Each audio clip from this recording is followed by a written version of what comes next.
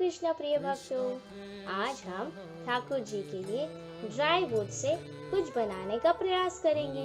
तो चलिए शुरू करते हैं। साथ ही आज हम भगवान जगन्नाथ जी के महान भक्त गीता पंडा जी के जगन्नाथ जी के साथ प्रेम भक्ति विनिमय के बारे में श्रवण करेंगे। बहुत समय पूर्व पुरी में अर्जुन मिश्रा नामक पंडा थे।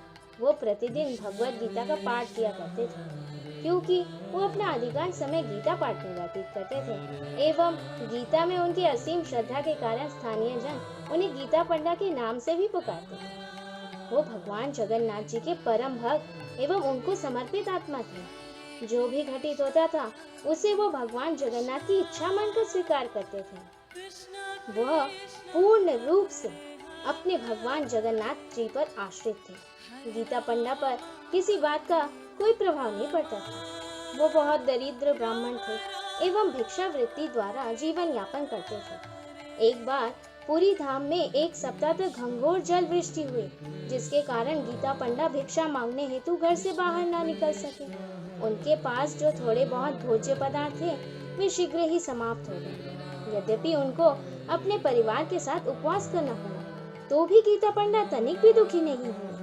गीता पढ़कर अपना समस्त समय व्यतीत किए, बल्कि अत्यधिक प्रसन्न हुए, क्योंकि वे भिक्षावृत्ति हेतु घर से बाहर ना जा सके, इसीलिए उन्हें गीता पाठ हेतु अतिरिक्त अवकाश प्राप्त हो गया। उनकी पत्नी उन पर अत्यधिक क्रोधित हुई। उन्हें बुरी तरह डांटते हुए बोली, तुम्हारी बाहर जाकर भिक्षा मांगने के बिना हम किस प्रकार जीवित रह सकते हैं? हमारी 3 संतानें हैं। यदि तुम बाहर जाकर उनके लिए कुछ नहीं लाओगे तो तीनों क्षुधा के कारण मृत्यु को प्राप्त होंगे। गीता पंडा तनिक परेशान नहीं हुए। उन्होंने अपनी पत्नी को गीता का एक श्लोक दिखाया। अनन्यास चिंतयन्तो मां ये जना पर्युपासते तेषां नित्याभियुक्तानां योगं क्षेमं वहाम्यहम्। वे जो सदैव भक्ति भाव के साथ मुझे पूजते हैं, मेरे दिव्य रूप का ध्यान करते हैं, मैं उनकी आवश्यकताओं को परिपूर्ण करता हूँ एवं उनके धन संपदा एवं सम्मान की रक्षा करता हूँ। वो अपने पति के ऐसे व्यवहार पर और भी अधिक रुष्ट हो गए। गीता पंडा उससे यही कहते रहे, यदि हम सामान्य रूप से भगवान पर आश्रित हो जाएंगे तो वो हमारी हर मनोकामना पूर्ण करेंगे। वो अत्यंत क्रोधित हुए और अपने पति के हाथ से भगवत गीता छीनकर उस पृष्ठ को खोला जिस पर यह उद्धृत था तथा उस श्लोक को खरोच कर मिटा दिया।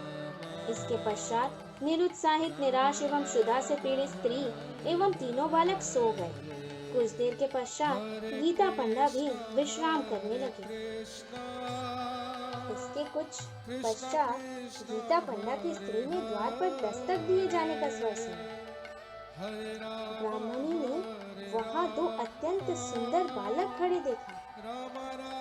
उनमें से एक बालक श्याम वर्ण का था और दूसरे का वर्ण दूध के समान उज्जवल था। श्याम वर्ण के बालक ने ब्राह्मणी से आग्रह करते हुए कहा, कृपया यह भोज्य सामग्री ग्रहण कीजिए, जो कि आपके लिए गीता पंडा के घनिष्ठ मित्र द्वारा भेजी गई है। कृपया इन्हें पका लीजिए एवं अपने बालकों को खिलाइए। ब्राह्मणी इन बालकों की मनमोहक छवि को देखकर अत्यंत प्रसन्न हुई और उसने बालकों का स्वर सुना तो उसका हृदय आनंद से परिपूर्ण हो गया। उसे उनके प्रति अत्यंत प्रेम एवं वात्सल्य का अनुभव हुआ। उसने उन बालकों को तब तक ठहरने की प्रार्थना की जब तक भोजन तैयार न हो जाए एवं उसने अपने साथ प्रसाद ग्रहण करके कृतार्थ करने की भी विनती की। किंतु बालक ने उत्तर दिया, हाँ, हम भी आपके पति के साथ प्रसाद पाकर धन्य हो जाएंगे, किंतु मेरी जीभ कट गई है और मैं कुछ भी खा नहीं सकता। इतना कहकर दोनों बालक वहां से विदा हो गए। गीता पंडा की पत्नी ने समस्त खाद्यान्न भंडार गृह में रख दिया और अपने सौभाग्य के विषय में बताने के लिए गीता पंडा को पुकारने लगी। उनकी पत्नी ने कहा, मैंने उन बालकों को प्रतीक्षा करने एवं कुछ खाकर जाने का आग्रह किया, किंतु श्याम वर्ण का बालक उसने कहा कि किसी ने उसकी जीवा को 3 स्थान पर काट दिया है, अतः वो कुछ भी खाने में असमर्थ है।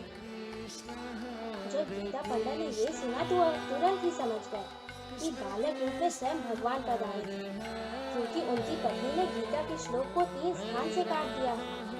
तब उनके कमल मुख से निकले हुए वे शब्द उनकी जीवा के रूप में परिवर्तित हो गए।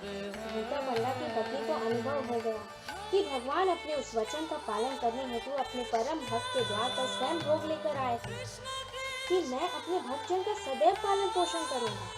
तुरंत ही गीता पंडा और उनकी पत्नी क्षमा याचना एवं उनकी कृपा हेतु कृतज्ञता व्यक्त करने के लिए श्री जगन्नाथ मंदिर जाने को तैयार हो गए। जब वे मंदिर की वेदी के निकट पहुंचे तो उन्होंने भगवान जगन्नाथ के होठ पर 3 रक्त बिंदु देखे। वे आश्चर्यचकित रह गए। वो हमारा ड्राई फ्रूट का फोटो फ्रेम ऑलमोस्ट रेडी हो गया है, अब हम इसे कलर कर लेंगे। तो इस लीला से हमें क्या पता चलता है? इस लीला से हमें ये पता चलता है कि श्री भगवान और उनकी वाणी अभिन्न है। हमें गीता पंडा के वचनों का अनुसरण करते हुए श्री भगवान की वाणी को यथारूप ग्रहण करना चाहिए और ज्यादा से ज्यादा समय भगवद गीता और श्रीमद् भागवतम के अध्ययन में हमें लगाना चाहिए और एक प्रामाणिक गुरु के मार्गदर्शन में हम भगवान की भक्तिमय सेवा में अग्रसर हो सकते हैं। तो देखिए भक्तों, ये कितना ब्यूटीफुल लग रहा है। अगर आपके पास भी ड्राई वुड है तो आप इस तरह का कुछ क्रिएटिव ट्राई कीजिए ठाकुर जी के लिए और अपने व्यूज हमारे साथ जरूर शेयर कीजिए। हरे कृष्णा। कृष्णा कृष्णा हरे हरे।